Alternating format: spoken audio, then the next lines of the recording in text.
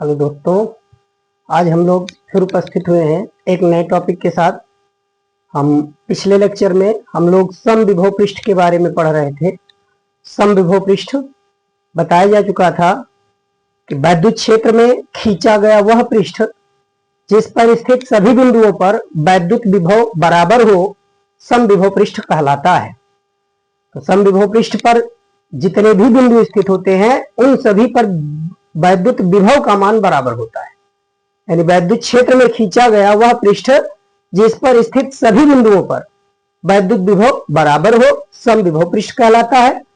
और बिंदु आवेश अगर है तो उसके चारों ओर गोलीय रूप में समविभव पृष्ठ प्राप्त होगा। यानी बिंदु आवेश से समान दूरी पर रहते हुए अगर उसके चारों तरफ कोई पृष्ठ खींचा जाए तो वो निश्चित ही समविभव पृष्ठ होगा। तो इस समविभव पृष्ठ की कुछ विशेषताएं आज हम वर्णन करेंगे। तो देखिए, समविभव पृष्ठ की विशेषताएं क्या होती है। विशेषताएं तो जैसा कि बताया गया कि समविभव पृष्ठ ये गोलीय पृष्ठ, बिंदु आवेश के कारण खींचा गया गोलीय पृष्ठ जो होता है वो समविभव पृष्ठ कहलाता है। अब यहां से देखिए, ये गोले के रूप में अगर r त्रिज्या का एक गोला ले लें तो इसके चारों तरफ समान दूरी पर अगर कोई पृष्ठ खींच लिया जाए तो उन सभी पृष्ठ पर हम पृष्ठ के प्रत्येक बिंदु पर वैद्युत विभव कह रहे हैं समान है। अब पृष्ठ का कोई दो बिंदु ले लिया जाए, कोई भी दो बिंदु, अगर पृष्ठ के प्रत्येक बिंदु पर विभव समान है तो पृष्ठ पर स्थित किन्हीं दो बिंदुओं के बीच वैद्युत विभवांतर शून्य होगा। भाई विभव समान है तो वैद्युत विभवांतर हम कह सकते हैं शून्य होगा। तो यहां से पहली विशेषता तो यह मिल रही है कि समविभव पृष्ठ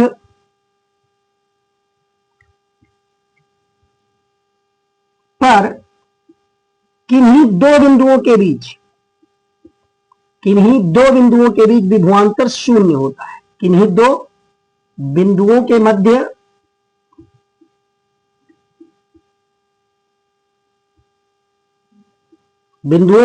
विभवांतर ये 0 के बराबर होता है। समविभव पृष्ठ के किन्हीं दो बिंदुओं के मध्य विभवांतर अगर कहें तो शून्य होगा। और जैसा कि हम जानते हैं कि अगर कोई आवेश Q को एक बिंदु से दूसरे बिंदु तक ले जाएं तो कृत कार्य भी 0 होगा। कृत कार्य आवेश और विभवांतर के गुणनफल के बराबर होता है। और अगर विभवांतर 0 हो जाए तो निश्चित ही Q का मान चाहे जितना हो, विभवांतर शून्य होने पर W भी शून्य के बराबर प्राप्त होता है। यानी हम कह सकते हैं कि समविभव पृष्ठ के किन्हीं दो बिंदुओं के मध्य वैद्युत विभवांतर शून्य होता है तथा एक बिंदु से दूसरे बिंदु तक किसी आवेश को ले जाने में कृत कार्य भी शून्य होता है। यह पहली विशेषता हो गई। अब दूसरी विशेषता देखिए, समविभव पृष्ठ पर अगर हम वैद्युत क्षेत्र की दिशा निर्धारित करें, देखिए प्लस Q कूलम का आवेश है। हम जानते हैं प्लस Q कूलम आवेश से लंबवत बाहर की ओर चारों तरफ वैद्युत बल रेखाएं जो निकलेंगी वो पृष्ठ के लंबवत निकलेंगी। ये पृष्ठ के लंबवत बाहर की ओर वैद्युत बल रेखाएं निकलती हैं। इस तरीके से किसी भी स्थान पर ले लिया जाए तो पृष्ठ के लंबवत ही वैद्युत क्षेत्र की दिशा होगी, या वैद्युत बल रेखाओं की दिशा कहे तो पृष्ठ के लंबवत वैद्युत बल रेखाएं हर जगह स्थित होती है। तो ये दूसरा केस है। इसका दूसरी विशेषता कह सकते हैं कि समविभव पृष्ठ पर किसी भी बिंदु पर वैद्युत क्षेत्र की दिशा जो होती है वो पृष्ठ के लंबवत होती है। या हम ऐसा कह सकते हैं कि समविभव पृष्ठ वैद्युत क्षेत्र के अभिलंबवत व्यवस्थित होता है। प्रत्येक स्थिति में वैद्युत क्षेत्र और पृष्ठ ये दोनों परस्पर लंबवत होते हैं। तो यहां हम कह सकते हैं कि समविभव पृष्ठ जो है, समविभव पृष्ठ का कोई भी बिंदु, समविभव पृष्ठ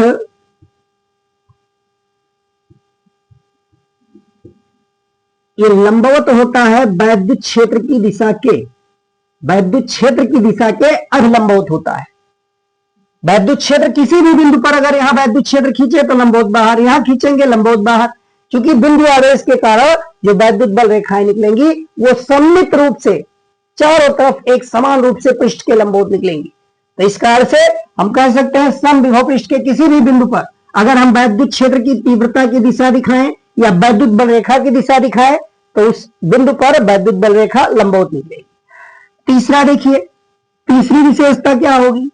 तो तीसरी विशेषता हम कह सकते हैं कि दो समविभव पृष्ठ कभी भी एक दूसरे का प्रतिच्छेदन नहीं कर सकते। जैसे कि वैद्युत बल रेखाओं के बारे में पढ़ चुके हो, दो वैद्युत बल रेखाएं एक दूसरे को नहीं काट सकती, ठीक उसी प्रकार दो समविभव पृष्ठ कभी भी एक दूसरे का प्रतिच्छेदन नहीं कर सकते, यानी दो समविभव पृष्ठ एक दूसरे को नहीं काट सकते। समविभव पृष्ठ कभी एक दूसरे को काट नहीं सकते हैं।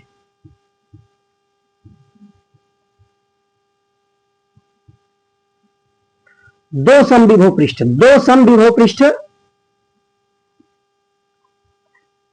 परस्पर प्रतिच्छेद नहीं करते, परस्पर प्रतिच्छेदन नहीं करते।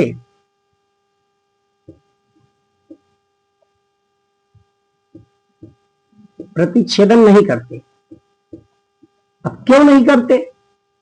क्योंकि ये नियम के खिलाफ हो जाएगा। अगर कोई समविभव पृष्ठ यहां खींचा गया, इसके जस्ट बगल अगर हम कोई दूसरा समविभव पृष्ठ खींच दे इस प्रकार से कि वो एक दूसरे को प्रतिच्छेद कर रहे हैं, तो अब यहां देखिए इस बिंदु पर और इस बिंदु पर, इन दोनों बिंदु पर वैद्युत क्षेत्र की डबल दिशाएं शो होने लगेगी, दो दो दिशाएं। अब यहां देखिए अगर इस आवेश के कारण हम कहें यहां कोई धनावेश के कारण एक समविभव पृष्ठ है, यहां भी एक धनावेश के कारण है, Q1 मान लीजिए, Q2 मान लीजिए। तो अब इस आवेश के कारण इस बिंदु पर लंबवत बाहर की ओर ये डायरेक्शन होगा, ये होना चाहिए, और इस आवेश के कारण लंबवत बाहर की ओर ये होना चाहिए।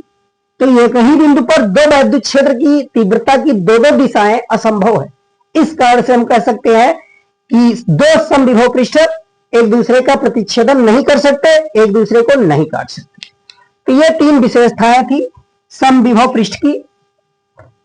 अब देखिए अगला टॉपिक हमको विभव प्रवणता के बारे में पढ़ना है। विभव प्रवणता क्या होता है? Potential gradient. तो नेक्स्ट टॉपिक है विभव प्रवणता। विभव प्रवणता या इसको हम पोटेंशियल ग्रेडियंट भी कह सकते हैं। देखिए प्रवणता शब्द क्या है? कई और भी भौतिक राशियों के साथ देख चुके होंगे, जैसे ताप प्रवणता, वेग प्रवणता, उसी तरीके से विभव प्रवणता। यदि प्रवणता शब्द जिसके साथ लग गया, अगर वह अदिश राशि है और प्रवणता उसके नाम के साथ लग गया तो निश्चित ही वह राशि सदिश हो जाएगी। ताप प्रवणता और यहां पर विभव प्रवणता, विभव भी अदिश राशि है, ताप भी अदिश राशि है, लेकिन उसका प्रवणता अगर कहा जाए तो निश्चित ही वो सदिश राशि होगी। तो देखिए विभव प्रवणता के बारे में, प्रवणता मतलब दूरी के साथ उस राशि के परिवर्तन की दर। किस राशि के? जिस राशि के साथ प्रवणता शब्द लगा हो। अगर वेग के साथ लगा है तो दूरी के साथ वेग में परिवर्तन की दर, अगर ताप के साथ लगा है तो दूरी के साथ ताप में परिवर्तन की दर। ठीक उसी प्रकार विभव प्रवणता को हम परिभाषित करेंगे कि वैद्युत क्षेत्र की दिशा में, वैद्युत क्षेत्र की दिशा में दूरी परिवर्तन के साथ विभव में होने वाले परिवर्तन की दर को विभव प्रवणता कहते हैं। दोबारा एक बार सुन लीजिए पुनः कि वैद्युत क्षेत्र की दिशा में, वैद्युत क्षेत्र की दिशा में दूरी परिवर्तन के साथ विभव में होने वाले परिवर्तन की दर को विभव प्रवणता कहते हैं। तो देखिए विभव प्रवणता को हम सूत्र इसका लिख सकते हैं, विभव प्रवणता इक्वल टू विभव में परिवर्तन, विभव में परिवर्तन बटा दूरी में परिवर्तन, विभव में परिवर्तन बटा दूरी में परिवर्तन। अब देखिए परिवर्तन यहां जो कहा गया, परिवर्तन मीन्स घटना या बढ़ना नहीं। परिवर्तन मतलब घट भी सकता है और बढ़ भी सकता है। अब क्या हो रहा है वो उसके हम रियल स्थिति पर देखें तो मान लीजिए ये कोई प्लस Q कूलाम का एक आवेश है, धन आवेश, हमने बिंदु आवेश ले लिया और इसके समीप हम x दूरी पर एक बिंदु को ले ले। x दूरी पर मान लीजिए कोई बिंदु A स्थित है और यहां से कुछ दूरी पर एक दूसरा बिंदु यानी dx दूरी पर हमने एक दूसरा बिंदु भी ले लिया, डेल्टा x कह दीजिए, डेल्टा x दूरी पर एक अन्य बिंदु B स्थित है। तो अब देखिए A और B या इस लाइन पर अगर हम वैद्युत क्षेत्र की दिशा देखें तो वैद्युत क्षेत्र की दिशा धन आवेश के कारण बाहर की ओर होती है। हमने मान लिया इस बिंदु पर वैद्युत क्षेत्र E है, इस बिंदु पर वैद्युत क्षेत्र E है। वैद्युत क्षेत्र की जो दिशा होगी वो लंबवत बाहर की ओर दिखाया जाएगा वैद्युत बल रेखाओं की दिशा में। तो अब हम क्या देखेंगे, अगर यहां कोई बिंदु मौजूद होता है और यहां मौजूद है तो जैसे जैसे हम धन आवेश से वैद्युत क्षेत्र की दिशा में आगे बढ़ेंगे प्रत्येक बिंदु पर वैद्युत विभव का मान लगातार घटता जाएगा, यानी दूरी के बढ़ने के साथ विभव घटेगा। एक अगर बढ़ रहा है तो दूसरा घटेगा। तो यहां दोनों में परिवर्तन जरूर लिखा गया है, लेकिन यहां किस प्रकार का परिवर्तन, दूरी अगर कम कर रहे हैं तो विभव का मान निश्चित रूप से बढ़ेगा। एक घटाने पर दूसरा बढ़ता है और एक को अगर बढ़ाया जाए यानी दूरी को बढ़ाया जाए तो विभव में कमी आएगी। तो यहां विभव में कमी को प्रदर्शित करने के लिए एक माइनस चिन्ह यहां आ जाता है। अगर हम इसको सूत्र के रूप में लिखें, विभव प्रवणता का सूत्र कहें तो विभव प्रवणता बराबर विभव प्रवणता ये इक्वल टू हो जाएगा माइनस चिन्ह के साथ डेल्टा भी लिखा जाएगा और बटा यहां डेल्टा एक्स का अगर परिवर्तन किया जा रहा है तो डेल्टा बी बटा डेल्टा एक्स ये लिख सकते हैं।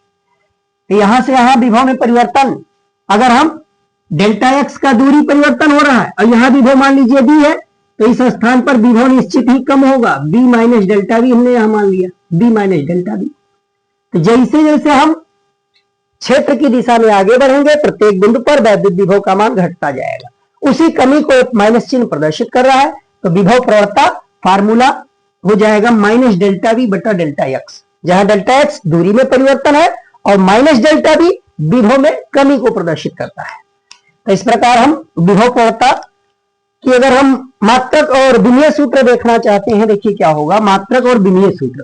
तो यहां से विभव प्रवणता का अगर हम मात्रक लिखें तो मात्रक क्या लिख सकते हैं, देखिए विभव में परिवर्तन, तो विभव परिवर्तन मतलब एक प्रकार का विभव है, तो जो विभव का मात्रक होगा वही विभव परिवर्तन का होगा, यानी वही विभवांतर का होगा। तो हम कह सकते हैं वोल्ट और नीचे दूरी में परिवर्तन मतलब दूरी, हम मीटर यहां लिख सकते हैं, वोल्ट प्रति मीटर, यह मात्रक होगा विभव प्रवणता का, वोल्ट प्रति मीटर। और यहां से आगे हम इसका मान अभी आगे एक डेरिवेशन द्वारा सिद्ध करेंगे कि वोल्ट प्रति मीटर जो होता है वो न्यूटन प्रति कूलाम के बराबर होता है, न्यूटन प्रति कूलाम के बराबर होता है। तो कभी कभी सिद्ध करने के लिए प्रश्न में पूछ लिया जाता है, सिद्ध कीजिए वोल्ट प्रति मीटर बराबर न्यूटन प्रति कूलाम। तो निश्चित रूप से हम उसी सूत्र के द्वारा इसको सिद्ध कर सकते हैं, या अगर इस बात को सिद्ध करना हो तो हम देखिए वोल्ट और न्यूटन प्रति कूलाम वोल्ट प्रति मीटर, इसको हम कैसे प्रूव करें। तो यहां हम यहीं पर एक दूसरा प्रश्न भी समझ लीजिए, सिंप्लीफाई कर रहे हैं कि वोल्ट प्रति मीटर को न्यूटन प्रति कूलाम में व्यक्त कीजिए या प्रदर्शित कीजिए। तो देखिए किस प्रकार से प्रदर्शित करेंगे, ये लिखा हुआ है वोल्ट बटा मीटर, और वोल्ट को हम लिख सकते हैं जूल प्रति कूलाम, इसको लिख सकते हैं जूल प्रति कूलाम, जूल बटा कूलाम, और नीचे हर में मीटर भी है तो इंटू मीटर कर सकते हैं। अब देखिए जूल क्या है, जूल मतलब कार्य का मात्रक, और कार्य बराबर होता है बल गुणे विस्थापन। तो हम जूल को लिख सकते हैं न्यूटन इंटू मीटर, इसको लिख सकते हैं न्यूटन इंटू मीटर, ये न्यूटन और मीटर के गुणनफल के तुल्य होगा। और नीचे है कूलाम इंटू मीटर। देखिए ध्यान से सारी बातें, यहां मीटर से मीटर कैंसिल हो रहा है, देखिए लास्ट में वही रिजल्ट प्राप्त हो रहा है जो हमको चाहिए, न्यूटन प्रति कूलाम के बराबर आ गया। यह प्रश्न भी पूछा गया है परीक्षा में, सिद्ध कीजिए वोल्ट प्रति मीटर न्यूटन प्रति कूलाम के बराबर है, या इसको इस रूप में प्रदर्शित कीजिए। तो एक प्रश्न यहां से हमको यह प्राप्त हो रहा है। अब देखिए आ जाइए अपने टॉपिक पर, हम मात्रक विभव प्रवणता का वोल्ट प्रति मीटर भी कह सकते हैं, न्यूटन प्रति कूलाम भी कह सकते हैं। इसका अगर विमीय सूत्र कहा जाए, विमीय सूत्र क्या होगा, तो विमीय सूत्र इसका आसानी से निकाल सकते हो। यह संबंध अगर मालूम चल गया कि वोल्ट प्रति मीटर न्यूटन प्रति कूलाम के बराबर है, तो ये आसानी से यहां विमीय सूत्र निकालना आसान हो जाएगा। न्यूटन यानी बल, बल का विमीय सूत्र mLT-2 और कूलाम यानी Q बराबर IT फार्मूले से T इंटू ये लिख सकते हैं TA।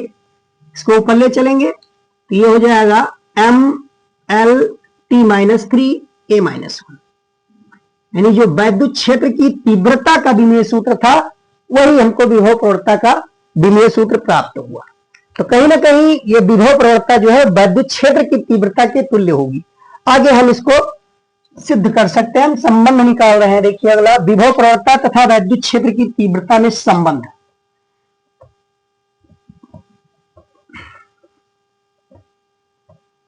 विभव प्रवणता तथा वैद्युत क्षेत्र की तीव्रता में संबंध।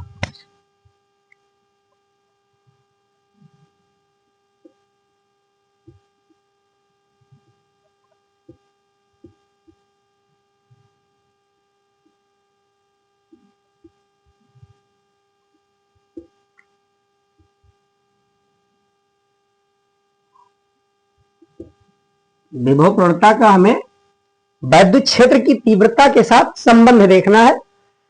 देखिए निकाल सकते हैं, बिल्कुल यही फिगर हम ले सकते हैं कि यहां प्लस क्यू कूलाम का आवेश बिंदु ओ पर, इसको बिंदु ओ कह दिया जाए, बिंदु ओ पर प्लस क्यू कूलाम का एक बिंदु आवेश स्थित है और इस प्लस क्यू से एक्स दूरी पर एक बिंदु ए है, यह दूरी है एक्स, एक्स दूरी पर बिंदु ए स्थित है। इस ए बिंदु पर वैद्युत विभव हमने V मान लिया है और इस ए से डेल्टा एक्स, एक सूक्ष्म दूरी डेल्टा एक्स दूरी पर आगे एक बिंदु B मौजूद है।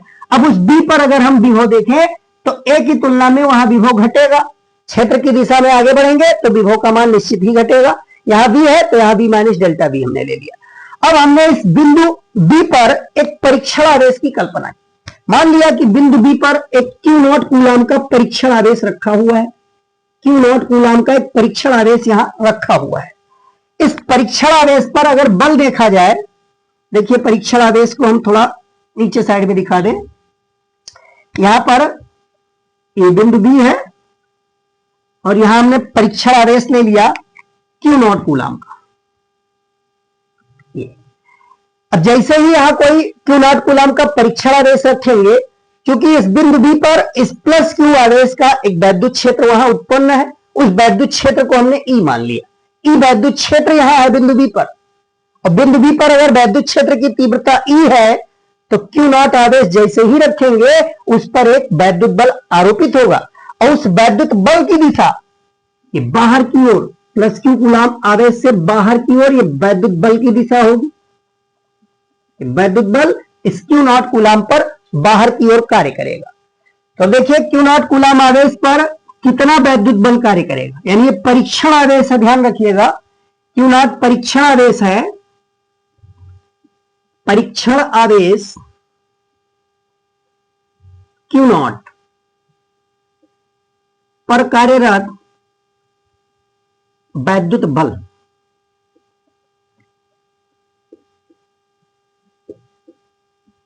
अगर हम वैद्युत बल की गणना करें तो कितना वैद्युत बल कार्य करेगा, F से लिखा गया है, F इक्वल टू, तो हम लिख सकते हैं F equal to Q0 into E, Q0 into ई।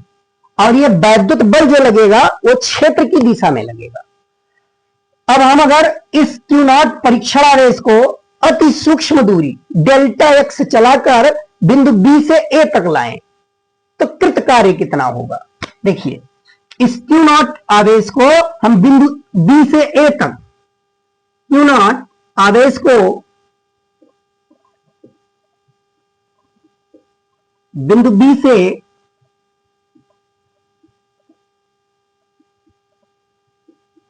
से A तक, अब देखिए B से A चला रहे हैं मतलब बल के विरुद्ध ले जा रहे हैं, बल के विरुद्ध, बल लग रहा है बाहर की ओर और बल के विरुद्ध ले जा रहे हैं। तो Q0 आवेश को बिंदु B से A तक, यानी डेल्टा एक्स जो है दूरी का विपरीत दिशा में हम बल के विरुद्ध ले जा रहे हैं। डेल्टा एक्स विस्थापन विस्थापन हो रहा है डेल्टा एक्स का। बिंदु बी से ए तक बल के विरुद्ध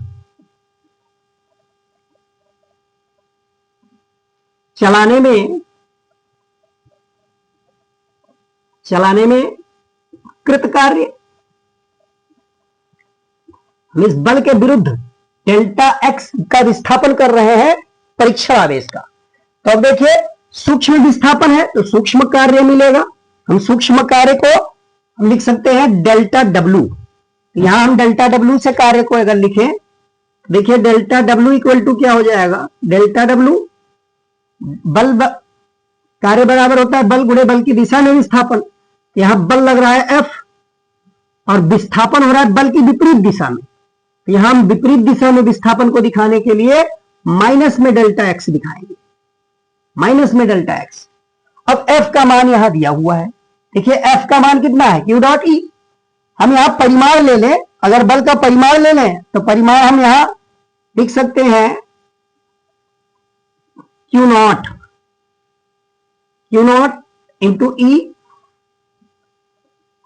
क्यू नॉट इंटू ई बल का परिमाण हो गया और साथ में इंटू माइनस डेल्टा एक्स, ये लिख दिया गया।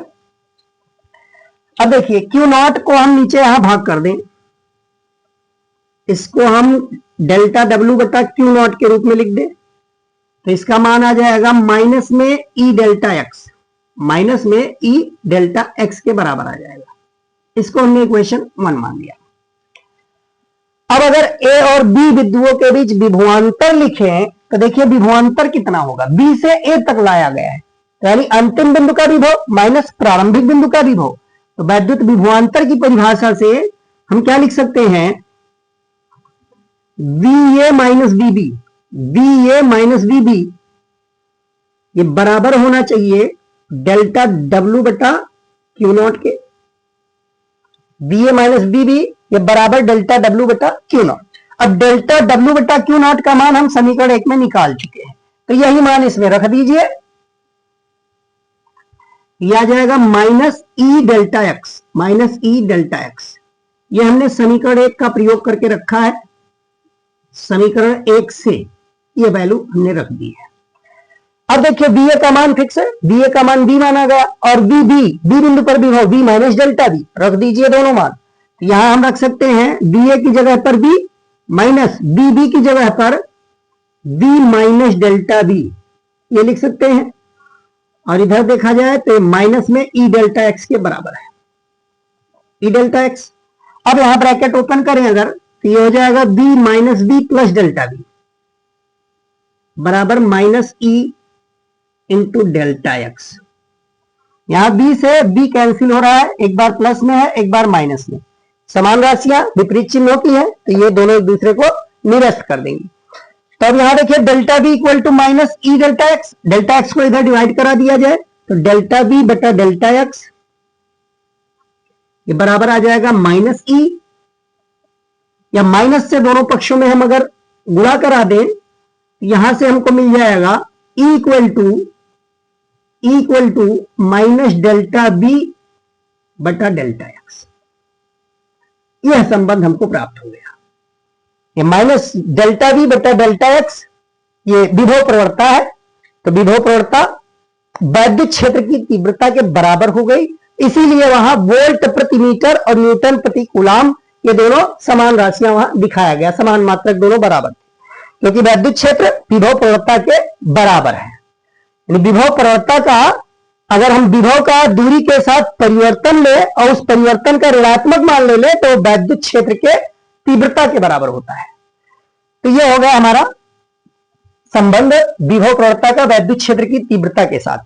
यहां से भी हम वह सूत्र सिद्ध कर सकते हैं कि वैद्युत क्षेत्र की तीव्रता का मात्रक न्यूटन प्रति कूलम और यहां वोल्ट प्रति मीटर विभव प्रवणता का, ये दोनों राशियां बराबर हैं। अब आगे देखिए, अब हम वैद्युत विभव का वैद्युत क्षेत्र के रूप में एक संबंध लिखना चाहते हैं। देखिए क्या होगा, नेक्स्ट टॉपिक है वैद्युत विभव वैद्युत विभव वैद्युत क्षेत्र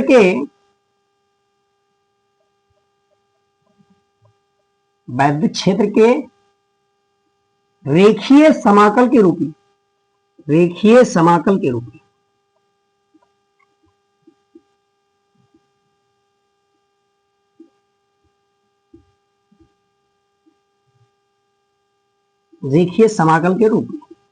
मतलब हम वैद्युत विभव को वैद्युत क्षेत्र का रेखीय समाकल के रूप में सूत्र दिखाना चाहते हैं। देखिए कैसे दिखाएंगे। अब हम थोड़ा सा यहां फिगर में परिवर्तन कर रहे हैं। ये दूरी थोड़ा बदल दिया जाए। ये मान लीजिए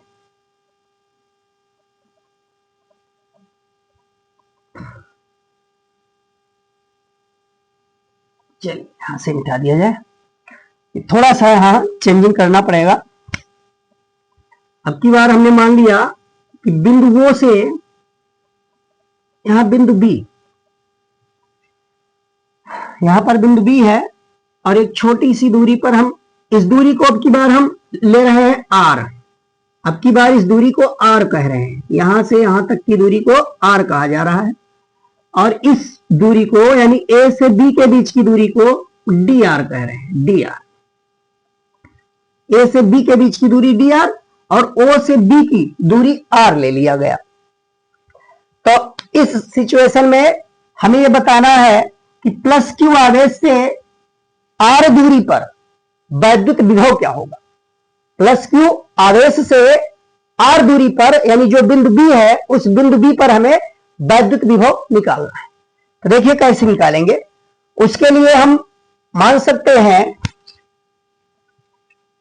यहां पर अगर कोई परीक्षण आवेश रख दिया जाए Q0, यहां अगर कोई परीक्षण आवेश रख दिया जाए Q0 और इस बिंदु पर वैद्युत क्षेत्र E माना जाए। इस बिंदु पर प्लस Q आवेश के कारण वैद्युत क्षेत्र की तीव्रता यहां पर E हो तो इस आवेश पर एक बल कार्य करेगा, एक वैद्युत बल कार्य करेगा जिसकी दिशा बाहर की ओर होगी। वैद्युत बल कार्य करेगा और जिसकी दिशा लंबवत बाहर की ओर होगी। तो यहां से हम F की वैल्यू क्या लिख सकते हैं। F इक्वल टू यानी Q0 पर लगने वाला वैद्युत बल, Q0 पर लगने वाला वैद्युत बल हो जाएगा F बराबर Q0 इंटू E। ये वैद्युत बल आरोपित होगा। अब इस वैद्युत बल के विरुद्ध dr दूरी अगर चलाया जाए, इस वैद्युत बल के विरुद्ध dr दूरी चलाया जाए तो कृत कार्य कितना होगा।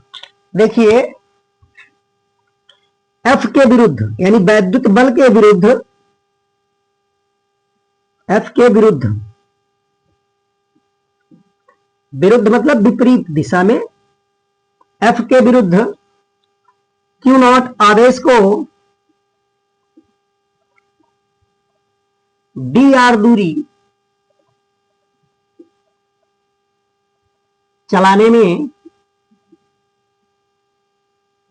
कृत कार्य कितना कार्य करना पड़ेगा। तो चूंकि दूरी सूक्ष्म ले रहे हैं तो कार्य भी छोटा होगा। dw से लिख सकते हैं dw equal to F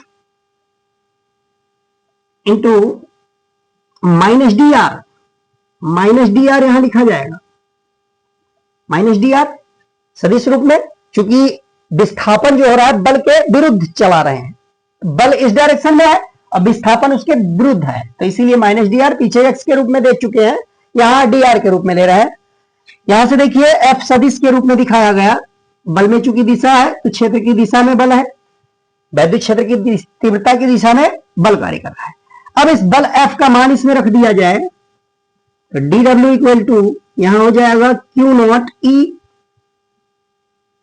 E into minus dr, या इस तरीके से इसको लिख सकते हैं dw इक्वल माइनस चिन्ह Q0 E डॉट dr, ये दिखाया जा सकता है। तो ये B से A तक यानी अति सूक्ष्म विस्थापन dr करने में सूक्ष्म कार्य प्राप्त हुआ है। अगर यही विस्थापन अगर हम अनंत से और इस r दूरी तक Q0 आवेश को लाना चाहें तब कृत कार्य कितना होगा। तो अब पुनः अतः परीक्षणादेश Q नॉट को अनंत से दूरी r, अनंत से दूरी r यानी बिंदु B की बात की जा रही है, बिंदु B तक, अनंत से दूरी r या B बिंदु तक पर लाने में किया गया कुल कार्य,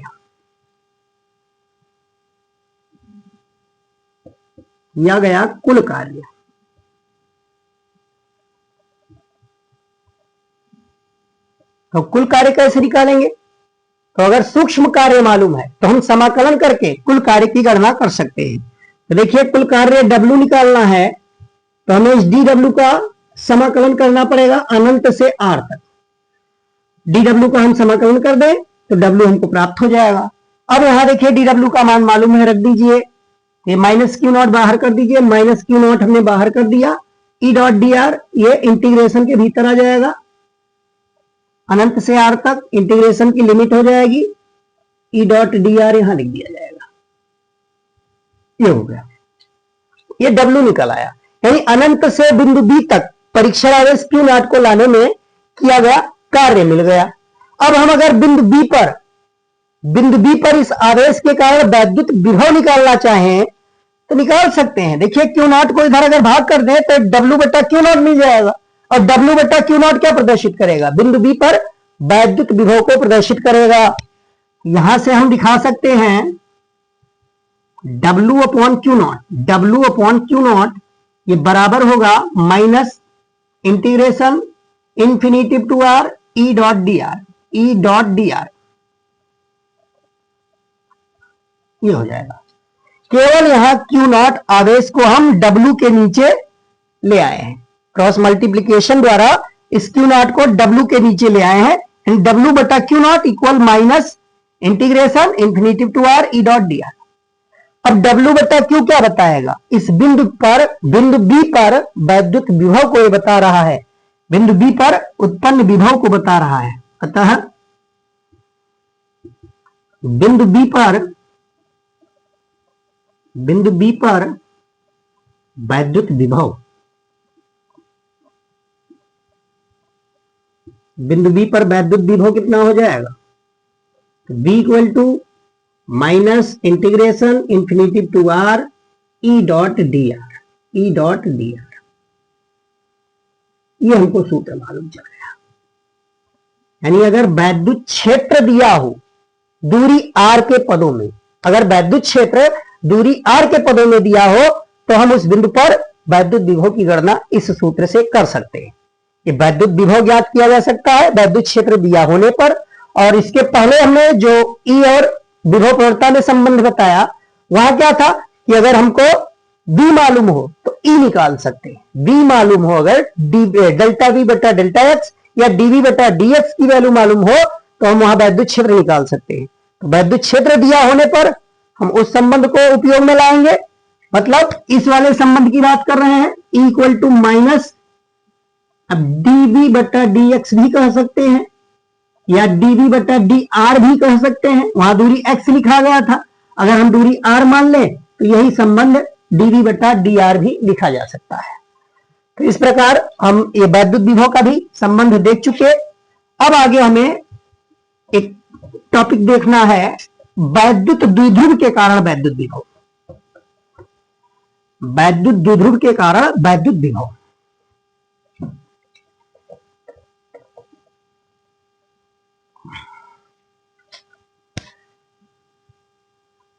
वैद्युत द्विध्रुव के कारण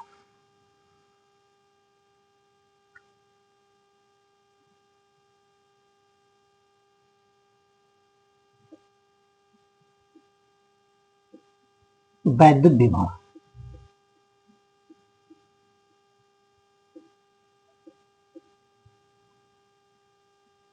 वैद्युत द्विध्रुव के कारण वैद्युत विभव, तो ये अलग अलग हम 3 स्थितियों में ज्ञात करते हैं। जैसे वैद्युत क्षेत्र की तीव्रता निकाला गया था, वैद्युत द्विध्रुव के कारण वैद्युत क्षेत्र 3 स्थिति में निकाला गया था, उसी तरीके से हम 3 स्थितियों में वैद्युत विभव भी निकाल सकते हैं। तो देखिए पहला स्थिति इसमें क्या होगा, अक्षीय स्थिति में। अक्षीय स्थिति में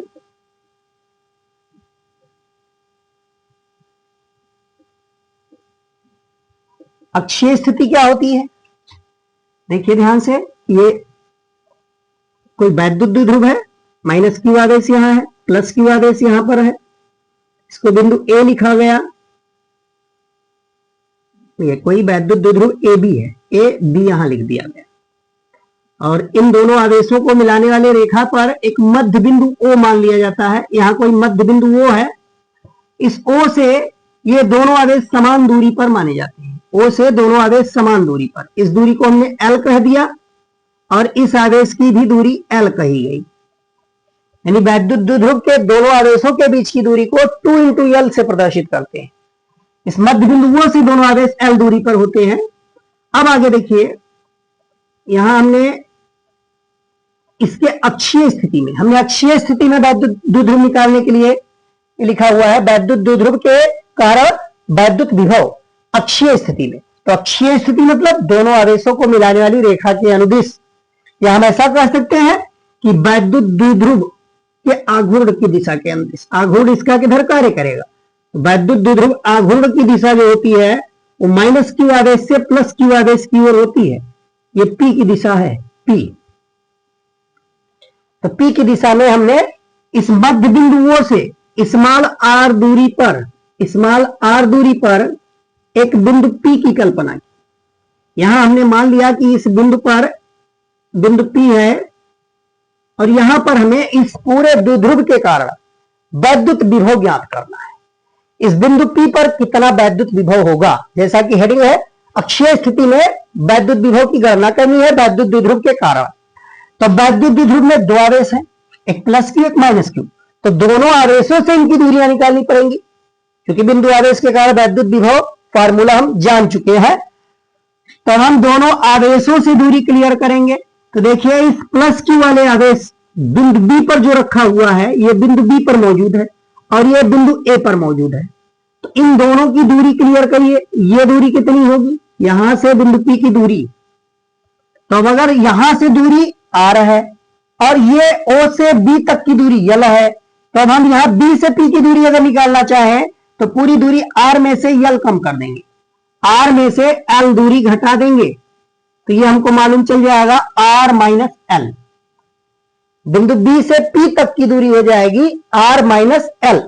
अब ठीक इसी प्रकार अगर हमें ए से पी की दूरी निकालनी है, ए बिंदु से पी बिंदु की दूरी, तो देखिए मध्य बिंदु से पी की दूरी आर और इधर ओ से ए की दूरी यल, तो आर में एल जोड़ देंगे तो ये दूरी भी हमको मालूम चल जाएगी, आर प्लस एल, ये हो जाएगा। सबसे पहले इन दूरियों को ही निर्धारित किया जाता है कि दोनों आवेशों से बिंदु पी की दूरी कितनी है। तो हमने प्लस क्यू आवेश से आर माइनस एल और माइनस क्यू आवेश से आर प्लस एल। जो आवेश जितना निकट होगा उसके कारण उतना ही वैद्युत विभव का मान ज्यादा होगा। यानी प्लस क्यू आवेश के कारण यहां विभव अधिक होगा, माइनस क्यू आवेश के कारण विभव कम होगा। तो अब दोनों आवेशों के कारण हम वैद्युत विभव की गणना करें। देखिए पहले हम प्लस क्यू आवेश के कारण वैद्युत विभव निकाल रहे हैं। प्लस क्यू आवेश के कारण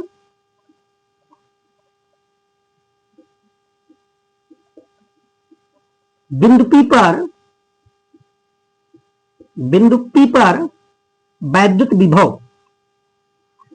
विभव को हम V1 से अगर लिखें, V1 तो कितना हो जाएगा, तो बिंदु आवेश के कारण वैद्युत विभव पीछे फार्मूला पढ़ चुके हो, 1/4 pi epsilon not Q upon, और यहां B से P की दूरी R माइनस एल, तो दूरी के लिए यहां R माइनस एल लिख दी।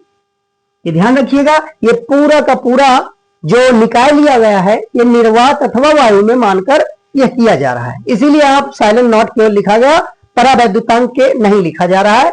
हमने ये माना है कि कोई वैद्युत द्विध्रुव है वो निर्वात अथवा वायु में स्थित है और उसके मध्य बिंदुओं से अक्षीय स्थिति में आर दूरी पर एक बिंदु P स्थित है।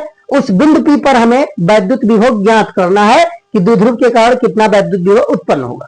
तो उसी के सापेक्ष हमने प्लस क्यू आवेश के कारण बिंदु P पर विभव निकाला, इतना आ गया, इसको V1 से लिखा।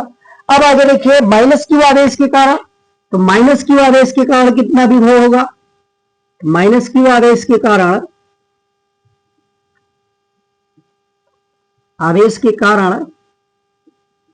बिंदु P पर ये P पर विभव शब्द लिख दीजिएगा, विभव या वैद्युत विभव कह सकते हैं। तो ये भी विभव निकाल दें। इस विभव को अगर V2 से लिखें तो V2 इक्वल टू हो जाएगा 1/4 पाई एप्सिलॉन नॉट, लिख देंगे minus Q R plus L. ये होता है। तो ये कंफ्यूजन आ सकता है तुम लोगों को, जैसा कि वैद्युत क्षेत्र में देखा गया था कि वैद्युत क्षेत्र में वहां पर माइनस क्यू आवेश के कारण जब वैद्युत क्षेत्र की तीव्रता लिख रहे थे तो वहां हमने चिन्ह नहीं लगाया था, केवल आवेश का परिमाण क्यू लिया था। लेकिन यहां चिन्ह सहित मान लिया जा रहा है। वो मत सोचिएगा कि वैद्युत क्षेत्र में नहीं लगाया गया था, यहां भी परिमाण लिख दें, गलत हो जाएगा। वैद्युत क्षेत्र की तीव्रता सदिश राशि थी, तो उसमें दिशा को दिखाकर हमने परिणामी निकाल लिया था। परिणामी जो निकाला था वो वहां दिशा के आधार पर अंतर लिया गया था, और यहां दिशा नहीं है। वैद्युत विभव एक अदिश राशि है, इसमें दिशा नहीं होती, इसलिए जो कुछ करना है वो परिमाण के साथ ही करना होगा। तो ऐसे सिचुएशन में माइनस क्यू आवेश के कारण जो विभव होगा वो ऋणात्मक होगा, ये बात ध्यान रखिएगा। इसीलिए हमने माइनस क्यू का प्रयोग किया है। अब आगे देखिए, इस बिंदु P पर परिणामी वैद्युत विभव कितना होगा, तो परिणामी जो होगा वो पूरे द्विध्रुव के कारण होगा। अतः वैद्युत द्विध्रुव AB के कारण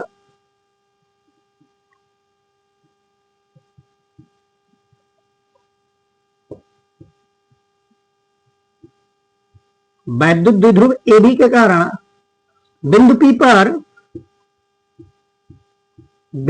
पर परिणामी विभव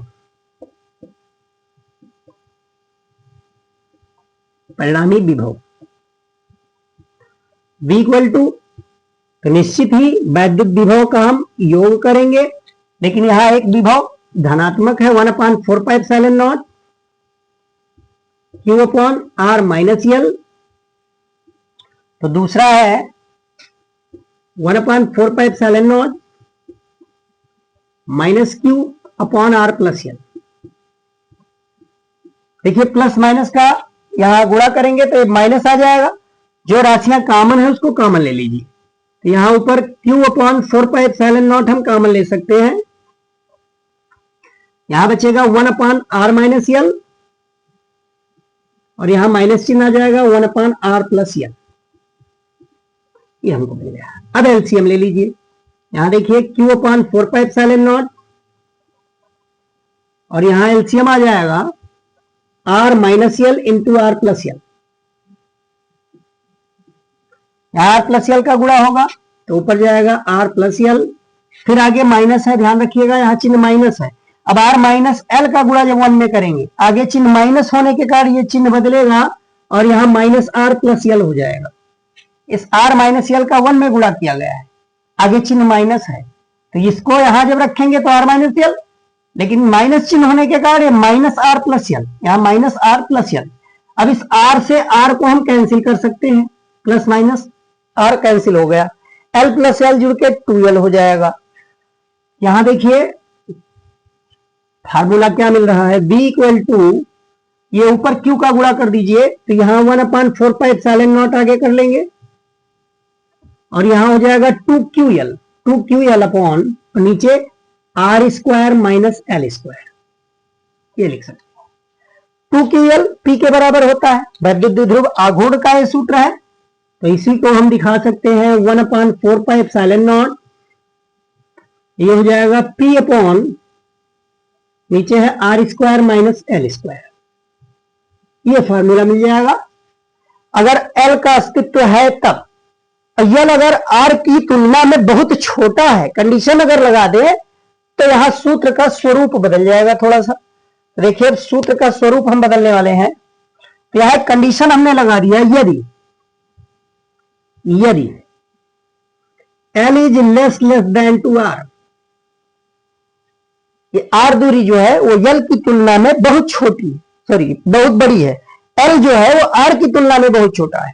L जो है वो आर की तुलना में बहुत छोटा लिया गया, तो L पहले से ही बहुत छोटा है और उसका अगर वर्ग करा दे तो छोटी राशि का वर्ग करने पर और भी छोटा मिल जाएगा, यानी वो जीरो के अति निकट होगा। एल स्क्वायर जो होगा वो जीरो के अति निकट होगा, यानी उसको हम नगण्य मान सकते हैं। तो एल स्क्वायर की जगह पर यहां हम जीरो रख दीजिए, नगण्य यानी जीरो के समतुल्य होगा। जैसे ही यहां जीरो रखेंगे तो हमें वैद्युत विभव का एक फार्मूला मिल जाएगा 1/4πε0, 4πε0 ऊपर आ जाएगा P और नीचे आ जाएगा आर स्क्वायर। ये निकला है वैद्युत द्विध्रुव के कारण अक्षीय स्थिति में वैद्युत विभव। बताइए अगर कोई दिक्कत हो, एक एक बातें हमने बिल्कुल क्लियर करके बताया है, बिल्कुल अच्छे से डेरिवेशन समझा दिया गया। यदि कोई समस्या हो तो निश्चित ही आप कमेंट में बता सकते हैं। अब अगला देखिए इसका सेकंड केस, निरक्षीय स्थिति में। निरक्षीय स्थिति में कैसे निकालेंगे? देखिए अब इसको हम मिटा रहे हैं। निरक्षीय स्थिति यानी अब की बार ये अक्षीय स्थिति नहीं लेना है। अक्षीय का विपरीत होता है निरक्ष। अक्ष का विपरीत दिशा निरक्ष कहलाती है। निरक्ष हम किधर दिखाएं?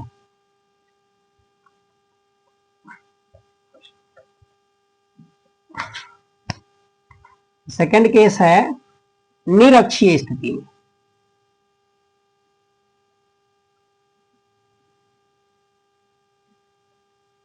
निरक्षीय स्थिति में, निरक्षीय स्थिति मतलब ये स्थिति, इस स्थिति में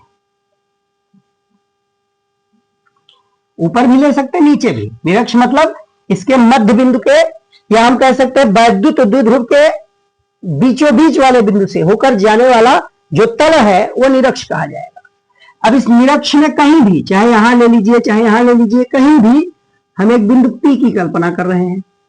यहां कोई बिंदु P मौजूद है और इसकी मध्य बिंदु से दूरी, यहां O से दूरी हमने ले लिया R, O से इसकी दूरी हमने स्मॉल r मान लिया। और पुनः वही केस यहां भी लिया जा रहा है, निर्वात अथवा वायु वाला। ये पूरा सिस्टम निर्वात अथवा वायु में मौजूद है। तो यहां हमने एक वैद्युत द्विध्रुव लिया और इसके मध्य बिंदुओं से स्मॉल r दूरी पर निरक्ष में, यानी अक्ष के लंबवत निरक्ष में एक बिंदु P की कल्पना कर ली। अब इस बिंदु P पर हमें इस पूरे द्विध्रुव के कारण वैद्युत विभव की गणना करनी है। यहां से हमें इस दूरी की जरूरत पड़ेगी और इस दूरी की जरूरत पड़ेगी, तो ये दोनों दूरियां निकालना पड़ेगा। बिंदु P पर अगर हम वैद्युत विभव निकालना चाहते हैं तो इस आवेश के कारण निकालना पड़ेगा कितना होगा, और इस आवेश के कारण कितना होगा। दोनों आवेशों के कारण वैद्युत विभव ज्ञात हो जाए तो उनका योग करके हम बिंदु P पर परिणामी विभव निकाल सकते हैं। तो ऐसे सिचुएशन में हमें इस दूरी की आवश्यकता पड़ेगी। ध्यान दीजिएगा ये अभिलंबवत रेखा है, OP जो है वो AB पर लंब है, तो निश्चित रूप से यहाँ AOP एक समकोण त्रिभुज निर्मित हो रहा है। और इधर से भी अगर देखा जाए तो BOP ये भी एक समकोण त्रिभुज होगा, और दोनों ही समकोण त्रिभुजों में ये दोनों कोण बिल्कुल समान होंगे। भाई ये बीचों बीच वाले बिंदु पर कहीं भी अगर यहां बिंदु ले लिया जाए तो यहां से भी दोनों आवेशों की जो दूरियां हैं बिल्कुल समान होंगी। निरक्ष पर प्रत्येक बिंदु पर कहीं भी अगर किसी भी बिंदु से नापे तो दोनों आवेश बिल्कुल समान दूरी पर मौजूद होते हैं। तो ऐसे सिचुएशन में ये दूरी और ये दूरी बिल्कुल बराबर होगी, क्योंकि इस समकोण त्रिभुज का लंब R और इसका भी लंब R, इसका आधार L, इसका भी आधार L। तो ऐसे सिचुएशन में हम पाइथागोरस प्रमेय से अगर निकालें P से B की दूरी, ये आएगा √r² plus L square, r² plus L square. ये अंडर रूट में लंब का स्क्वायर प्लस आधार का स्क्वायर। अब यहां भी वही लगाएंगे, यहां भी पाइथागोरस प्रमेय से हम r² प्लस L स्क्वायर लिख सकते हैं। ये दोनों दूरियां बिल्कुल बराबर होंगी, जितनी दूरी पर ये BP है उतनी ही दूरी पर AP कहा जाएगा। तो देखिए दूरी मालूम चल जाने पर हम वैद्युत विभव ज्ञात कर सकते हैं। +Q कूलाम आवेश के कारण, यानी +Q आवेश के कारण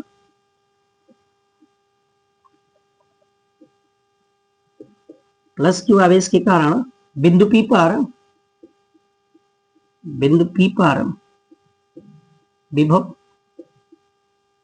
इसके विभव को अगर V1 लिखे तो V1 इक्वल टू ये हो जाएगा 1/4πε0 और आवेश का परिमाण Q और दूरी हो जाएगा √r² प्लस L²। इसी प्रकार हम माइनस क्यू आवेश के कारण निकालें। माइनस क्यू आवेश के कारण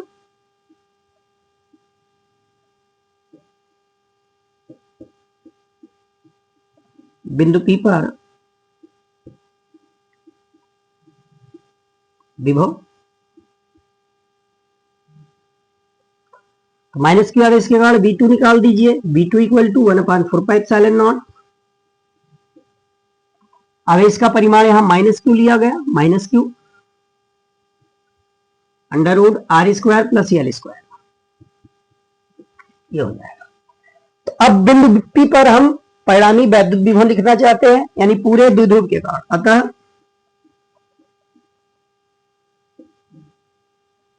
वैद्युत द्विध्रुव AB के कारण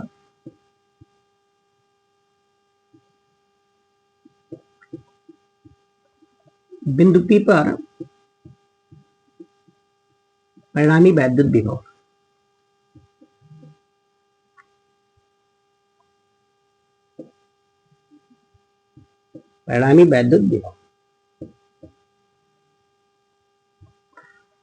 V equal to V1 plus V2। यहां से देखिए V1 V2 दोनों मान रख दीजिए। मालूम है V1 है 1/4πε0 Q upon √r² plus L²।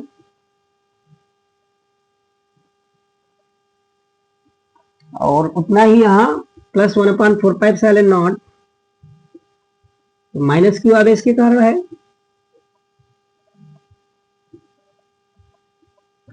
ये प्लस और माइनस का गुणा करेंगे तो ये बीच में माइनस चिन्ह आ जाएगा।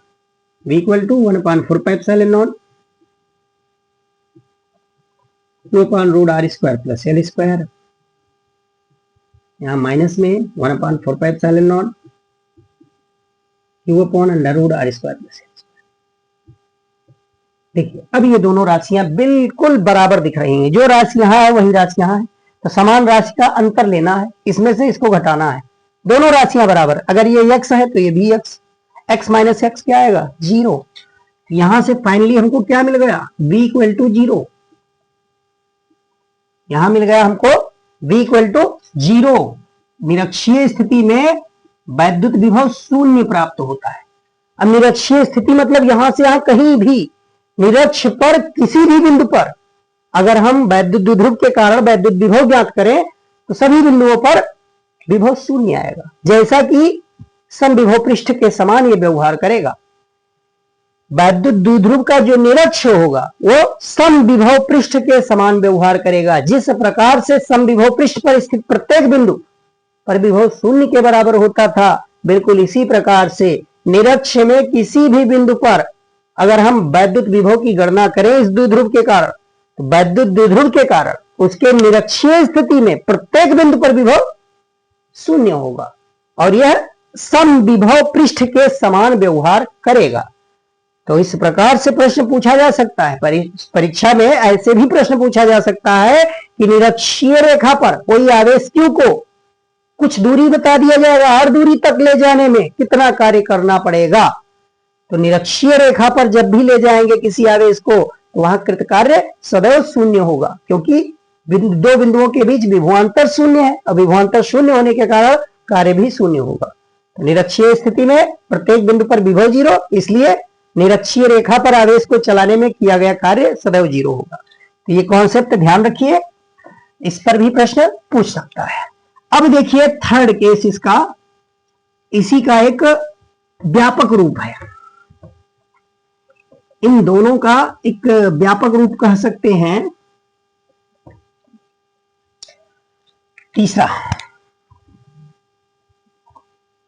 तीसरा मतलब द्विध्रुव के किसी भी स्थिति में हम अक्षीय या निरक्षीय ना कहें, बल्कि कोई एक थीटा कोण पर मान लें, वैद्युत द्विध्रुव के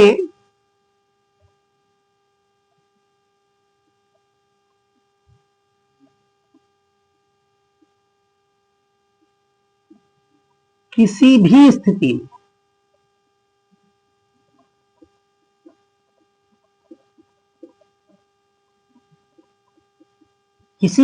में मतलब यहां अक्षीय निरक्षीय ना कहकर हम किसी भी स्थिति की बात कर रहे हैं। यहां देखिए ध्यान से, ये वैद्युत द्विध्रुव है, ये वैद्युत द्विध्रुव है ए बी,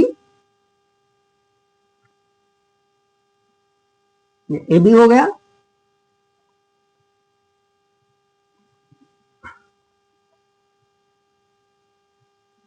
इसका मध्य बिंदु यहां मान लीजिए ओ है, और इस मध्य बिंदु ओ से, इस मध्य बिंदु ओ से हमने मान लिया थीटा कोण पर, ये इस तरीके से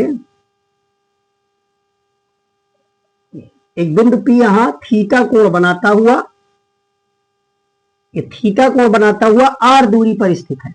इस दूरी को हमने r मान लिया, इस दूरी को हमने मान लिया r दूरी। ये मध्य बिंदु वो है, इस मध्य बिंदु वो से r दूरी पर थीटा कोण पर एक बिंदु P रखा हुआ है।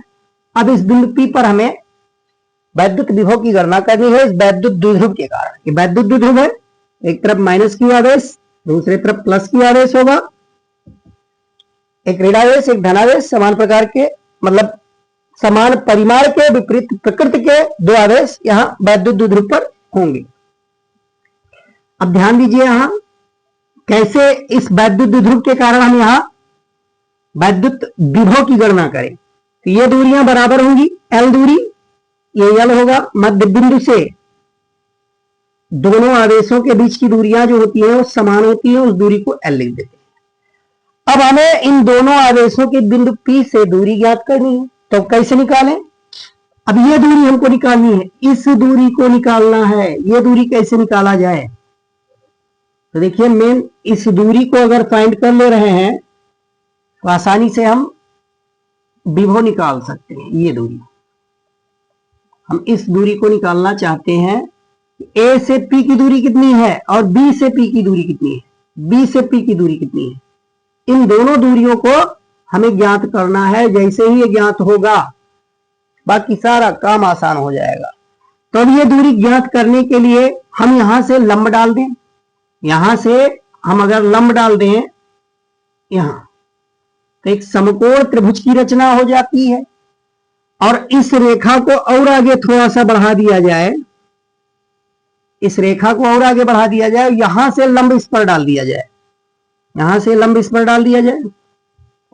अब इसको एक बिंदु C लिख दिया जाए, यहां C, और इस बिंदु को हमने D लिख दिया।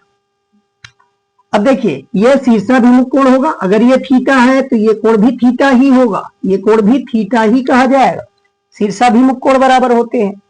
और यहां देखिए ये दूरी L है और इसमें ये दूरी L है, तब O से C की दूरी कितनी होगी? O से C की दूरी, तो यहां से लंब डाला गया है सम्मुख भुजा पर, तो ये समकोण त्रिभुज बन रहा है। और समकोण त्रिभुज में OC होगा आधार और OB होगा कर्ण। अब cos थीटा बराबर आधार बटा कर्ण, तो आधार बराबर कर्ण गुणे cos थीटा। इस सूत्र से हम OC निकाल सकते हैं। अगर O से C की लंबाई कहा जाए तो OC बराबर इस समकोण त्रिभुज से निकालें अगर, तो OC क्या है? आधार, और OB है कर्ण।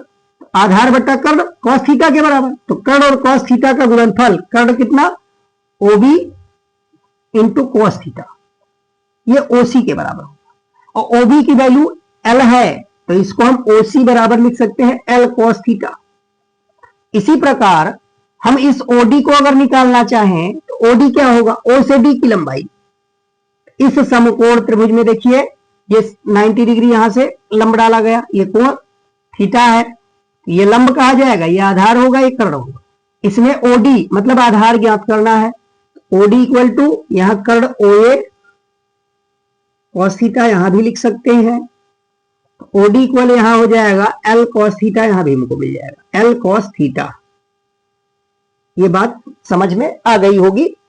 कि O से C की दूरी, O भी cos थीटा को हम L cos थीटा लिखेंगे, और यहां O से D की दूरी हम OD बराबर L cos थीटा यहां भी लिख सकते हैं। अब क्यों OD और OL लिखा गया, तो इसका कारण देखिए, हमने क्या मान लिया है भाई, ये दोनों जो वैद्युत द्विध्रुव पर आवेश होते हैं वो अल्प दूरी पर होते हैं, जैसा कि वैद्युत द्विध्रुव की परिभाषा में भी बताया जा चुका है। दो बराबर किंतु विपरीत प्रकार के आवेश अल्प दूरी पर स्थित होते हैं, तो इनके बीच की दूरी अल्प है पहले से ही।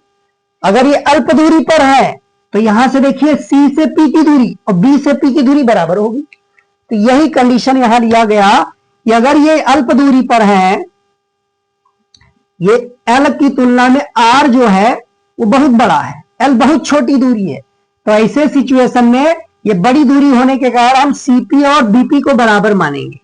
तो CP बराबर लिख सकते हैं, जितना C से P की दूरी उतना ही दूरी B से P की, B से P की दूरी और C से P की दूरी ये बराबर होगी, BP बराबर CP। अब CP कितना लिखेंगे भाई, C से P की दूरी, तो ये दूरी हमको मालूम है, O से C की दूरी हमको मालूम है L cos थीटा, और O से P की दूरी मालूम है R, तो R में से अगर हम L cos थीटा घटा दें तो CP मालूम चल जाएगा, तो C से P की दूरी हो जाएगी R minus L cos theta. अब यही बात यहां से देखिए, अब हम यही बात यहां से लंब डालेंगे, लंब डाला गया तो A से P की दूरी और D से P की दूरी बराबर मानी जाएगी, भाई बराबर माना जाएगा, लंब डाला गया तो त्रिज्य खंड निर्मित हो रहा है, और त्रिज्य खंड है तो निश्चित ही ये दोनों त्रिज्याएं कही जाएंगी, बिल्कुल वही सिचुएशन यहां भी है। तो अब हम लिख सकते हैं A से P की दूरी, A से P की दूरी ये बराबर है D से P की दूरी, और इस DP को लिख सकते हैं OP plus OD, OP plus OD। OP का मान R है और OD का मान L cos थीटा, यहां R minus L cos theta था, R plus L cos theta.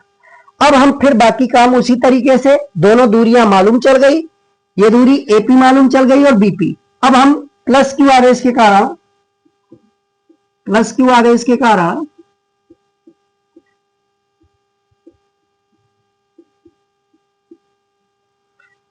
Plus Q आवेश के कारण ले रहा है बिंदु P पर वैद्युत विभव, और उसको हमने मान लिया V1, तो V1 इक्वल टू क्या होगा 1/4πε0। ये पूरा सिस्टम निर्वात या वायु में लिया गया, इसीलिए ε0 का प्रयोग कर रहे हैं, ध्यान रखिएगा। और यहां देखिए आवेश का परिमाण है Q और इस दूरी को कहेंगे BP, BP माइनस Q आवेश के कारण, तो माइनस Q आवेश के कारण निकाल दीजिए,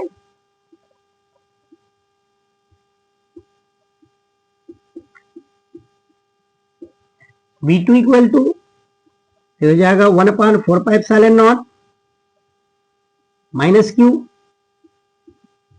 अपॉन AP। अब दोनों को जोड़ दीजिए, बिंदु P पर परिणामी, अतः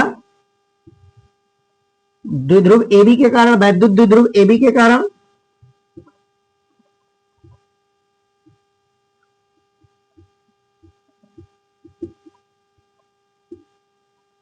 बिंदु P पर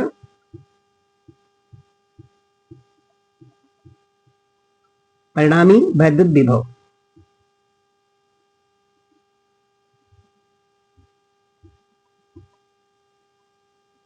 परिणामी वैद्युत विभव, इस परिणामी वैद्युत विभव को अगर V लिखें तो V इक्वल टू हो जाएगा V1 प्लस V2। मान रख दीजिए, दोनों मान मालूम है, ये है 1/4πε0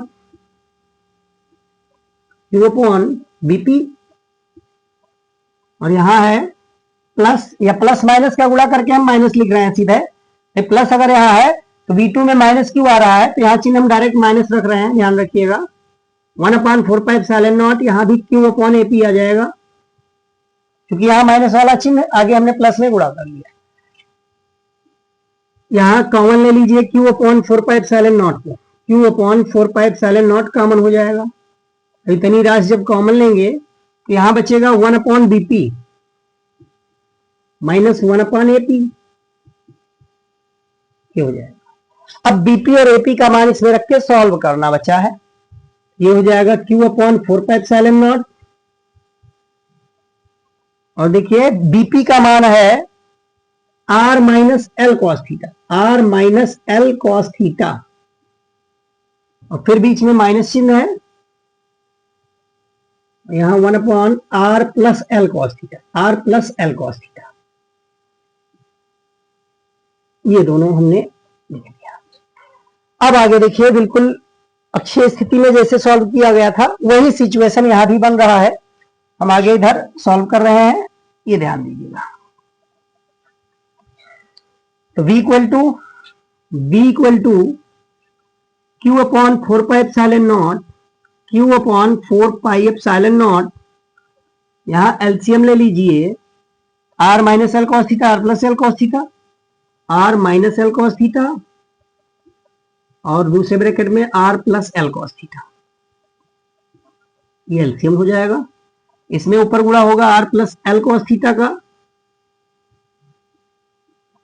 और यहां गुणा होगा आर माइनस एल, तो ये माइनस चिन्ह आगे होने के कारण ये माइनस आर प्लस एल हो जाएगा, प्लस एल कॉस थीटा, ये बन जाएगा माइनस आर और प्लस एल कॉस थीटा। तो इसमें देखिए माइनस आर से प्लस आर कैंसिल हो रहा है, ऊपर एल कॉस थीटा जो कि 2l कॉस थीटा, और क्यू से गुणा कर दें, ये हो जाएगा v equal to 1/4 pi epsilon naught, ऊपर आ जाएगा 2ql, भाई 2l कॉस थीटा यहाँ है और क्यू गुणा हुआ, एल कॉस थीटा 2 बार है, 2l कॉस थीटा, तो 2l में क्यू गुणा करेंगे तो 2ql इंटू कॉस थीटा, और नीचे देखिए माइनस बी प्लस बी, फार्मूले लगा दीजिए, ये हो जाएगा R square minus L square cos square theta, ये फार्मूला मिल गया, ये थीटा लिखा हुआ है।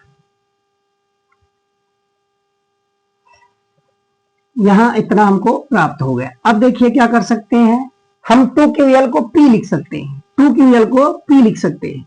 तो यहां 1/4 पाई एप्सिलॉन नॉट, और ये p cos थीटा ऊपर रहेगा, p cos थीटा, और नीचे आ जाएगा आर स्क्वायर माइनस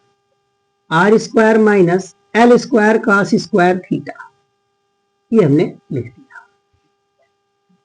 देखिए अगर नहीं दिख रहा है तो अब इधर लिख दे रहे हैं, v equal to 1/4 pi epsilon naught p cos theta upon R square minus L square cos square theta, ये जनरल सूत्र है, व्यापक सूत्र है।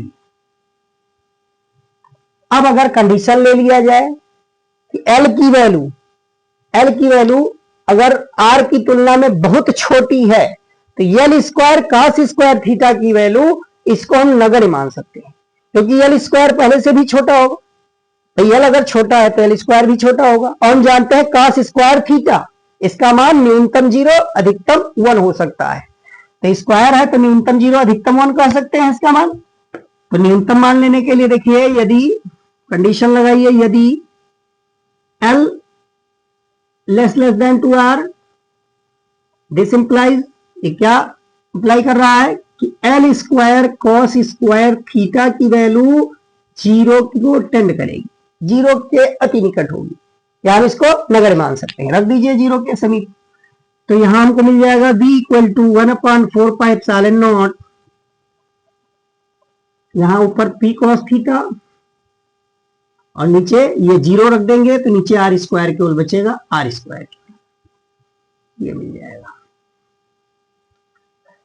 तो ये हमको मिल गया वैद्युत द्विध्रुव के कारण किसी भी स्थिति में वैद्युत विभव। अब इसी फार्मूले से जो अक्षीय और निरक्षीय दोनों केस मिला है, इस फार्मूले से हम वो दोनों सूत्र प्राप्त कर सकते हैं। देखिए दोनों सूत्र इसी से प्राप्त किया जा सकता है, इसके स्पेशल केस में है, तो स्पेशल केस इसका देख लीजिए। Special case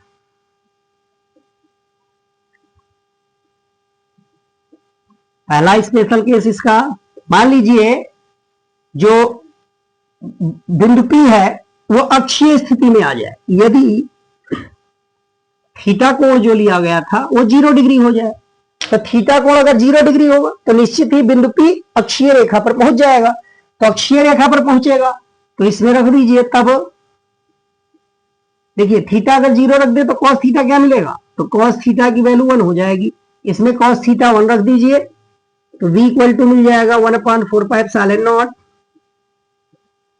p/r²। ये अक्षीय स्थिति में वैद्युत विभव का फार्मूला निकाल चुके हैं। अब दूसरा निरक्षीय केस भी मिल जाएगा, ये अक्षीय स्थिति वाला है, इसको अक्षीय स्थिति में हम पढ़ चुके हैं। ये अक्षीय स्थिति में वैद्युत विभव का फार्मूला मिल जाएगा। और सेकंड देखिए, यदि थीटा 90 डिग्री हो जाए, यदि थीटा 90 डिग्री हो जाए, 90 डिग्री मतलब अब की बार थीटा कोण 90 डिग्री मतलब निरक्ष में पहुंच जाए, तो अगर ये 90 डिग्री कर देंगे तो cos 90 का मान 0 होता है, यानी cos थीटा 0 के बराबर आएगा। अब इसमें cos थीटा को अगर 0 रख दिया जाए तो v इक्वल टू क्या है, v equal to 1/4πε0 p cos theta का मान 0/r²। नीचे चाहे जो राशि है अंश अगर 0 तो पूरा का पूरा भिन्न 0 मिल जाएगा, ये ऑल ओवर 0 प्राप्त होगा। तो ये स्थिति निरक्षीय स्थिति वाला केस यहां हमको मिल रहा है। तो हम कह सकते हैं कि ये दोनों का एक व्यापक रूप है, यह सूत्र व्यापक रूप है और इसका भी व्यापक रूप ही है। भाई यहां कंडीशन लगाया गया है, यल जब बहुत छोटा होगा आर की तुलना में तभी आएगा। अगर यल की वैल्यू कोई निश्चित कर दिया जाए 2 सेंटीमीटर 5 सेंटीमीटर तो हम इस फार्मूले का प्रयोग करेंगे। तो ध्यान रखिए, आज हम ये वैद्युत द्विध्रुव के कारण वैद्युत विभव निकाला गया। और यहां से देखिए, एक स्थिति में तो हमको मिला था, एक स्थिति में मिला था, या हम यह वाली स्थिति से अगर b और r² के बीच संबंध देखें तो वैद्युत विभव दूरी के वर्ग के व्युत्क्रमानुपाती मिल रहा है। वैद्युत विभव दूरी के वर्ग के व्युत्क्रमानुपाती, तो किसके लिए, वैद्युत द्विध्रुव के लिए। वैद्युत द्विध्रुव के लिए b 1/r² के अनुक्रमानुपाती है। और एकल ध्रुव होता, एकल ध्रुव मतलब चाहे कोई प्लस क्यू हो या माइनस क्यू हो या बिंदु आवेश कह दे, तो बिंदु आवेश के कारण जो वैद्युत विभव मिला था उसको हम एकल ध्रुव कह सकते हैं। ये भी कभी कभी प्रश्न पूछ लेता है। देखिए ये ध्यान रखिए, कुछ इसमें इंपॉर्टेंट चीजें हैं। एकल ध्रुव, एकल ध्रुव मतलब अकेला आवेश या बिंदु आवेश। एकल ध्रुव, द्विध्रुव, द्विध्रुव और एक है चतुर्ध्रुवी, चतुर्ध्रुवी। अब ये नया चीज है, चतुर्ध्रुवी क्या हुआ, क्वाड्रुपोल क्या है, तो इसके बारे में हम अगले लेक्चर में बताएंगे। फिलहाल यहां ये संबंध देख लीजिए, B और R के बीच संबंध जो है, B तथा R में, B तथा R में संबंध, ये ध्यान रखिए। कभी कभी ये प्रश्न इसमें से निश्चित रूप से एक प्रश्न आ जाता है, चाहे कोई कंपटीशन लेवल में हो और चाहे इंटरमीडिएट बोर्ड एग्जाम में हो, एक प्रश्न यहां से ऑब्जेक्टिव टाइप मिल सकता है। तो देखिए एकल ध्रुव में हमने क्या देखा था, बिंदु आवेश के कारण वैद्युत विभव V इक्वल टू 1/4πε0 Q/r, यानी B प्रोपोर्शनल टू होता है 1/r एकल ध्रुव में। द्विध्रुव में भी क्या देखा गया, द्विध्रुव में B प्रोपोर्शनल टू 1/r²। चतुर्ध्रुवी में क्या होगा, तो निश्चित ही एकल ध्रुव से दो ध्रुव हुआ, तो नीचे देखिए एक घात बढ़ गया, दो ध्रुव से चतुर्ध्रुवी। अब नाम ये चतुर्ध्रुवी है लेकिन इसका व्यवहार 3 आवेशों के समान होगा, इसीलिए घात में 1 की वृद्धि होगी, 1/r3 ये हो जाएगा। तो ये ध्यान रखिएगा, B और R में संबंध, एकल ध्रुव के लिए B प्रोपोर्शनल 1/r, द्विध्रुव के लिए B प्रोपोर्शनल 1/r² और चतुर्ध्रुवी के लिए B प्रोपोर्शनल 1/r3। अब चतुर्ध्रुवी क्या है यह जानने के लिए आप लोग अगले लेक्चर का बिल्कुल आप लोग देखिएगा, अगले लेक्चर में बताया जाएगा। और यदि हमारा वीडियो आपको पसंद आए तो निश्चित ही सब्सक्राइब कर दीजिए, लाइक और शेयर करना ना भूलिए और अपने दोस्तों को ज्यादा से ज्यादा ये वीडियो पहुंचाइए जिससे कि उन लोगों के भी फायदा मिल सके। इस उद्देश्य से इसको लॉन्च किया गया है कि उन बच्चों की मदद हो सके जो आर्थिक रूप से कमजोर हैं, उनको फ्री में यूट्यूब पर बिल्कुल मुफ्त में कक्षा 12 के पूरे पाठ्यक्रम, और प्रयास कर रहा हूं कि 10 के लिए भी हम पर्याप्त चीजें दें और उस स्तर की दें जिससे उन्हें नीट या IIT के लिए अलग से उनको एक्स्ट्रा तैयारी ना करना पड़े। भाई प्रिपरेशन करने के लिए पहले से ही लोग कहते हैं कि हाँ उसके लिए तैयार होने के लिए कुछ पढ़ लिया जाए, तो वो चीजें आपको नहीं करनी है। थोड़ा हम स्टैंडर्ड लेवल हाई करेंगे जिससे उस लेवल को समझने में आसानी रहेगी। डायरेक्ट नीट वाले प्रश्न समझने में तुमको आसानी रहेगी। यहां हम पहले से ही उस स्तर के कुछ प्रश्नों को हल कराएंगे। ठीक है, तो आगे हम नेक्स्ट अगले लेक्चर में आपको चतुर्ध्रुवी के बारे में बताएंगे। और आज के लिए इतना ही, धन्यवाद।